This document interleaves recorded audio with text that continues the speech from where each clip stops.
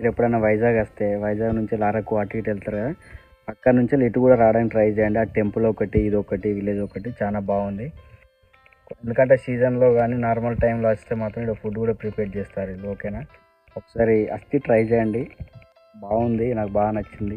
ఇక్కడ ఎవరో మాట్లాడతారంట కొంచెం దీని గురించి, అతన్ని పోయి కలుద్దాం మనం ఏంటనేది. యాక్చువల్గా ఇక్కడికి వచ్చి పవర్ లేదు, అది లేదు అని చెప్పి చాలా మంది చెప్తున్నారు.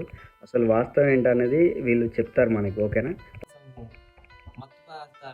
జూదము వ్యభిచారం ఇవి చేయకుండానే ఆనందం అనుభవిస్తారు. అప్పుడు అతను నిజంగా ఆనందం. అవునక్క. అవును. ఫైనల్గా అతను ఏం చెప్తున్నాడు అంటే, మనిషికి ఆనందం మాత్రమే కావాలి, అది దేని నుంచి వచ్చినా ప్రశాంతంగా తీసుకోండి, హ్యాపీగా ఉండండి అంతే. మనిషి 100 సంవత్సరాలు బతకాలంటే ఇలా బతకాలని వీళ్ళు చెప్తున్నారు అంతే. చూసారుగా గ్యాస్, మొత్తం వీళ్ళే చేసుకుంటారు. పంట కాడ నుంచి వెళ్ళి బట్టల కాడ నుంచి వెళ్ళి ఇల్లు కట్టుకోవడానికి కూడా వాళ్ళే, పెంకులు కూడా వాళ్ళే రెడీ చేసుకుంటారు. మనిషికి ఏం కావాలి, ఒక సంతోషం కదా, అది దానికోసం అది ఎక్కడి నుంచి వచ్చినా తీసుకోవచ్చు అని చెప్పి ఒక ఉద్దేశంతో చెప్తారు అన్నట్టు. వీళ్ళు ఫుడ్ కూడా కట్టెల మీద వండుతారంట. ఫుడ్ మాత్రం చాలా బాగుంది.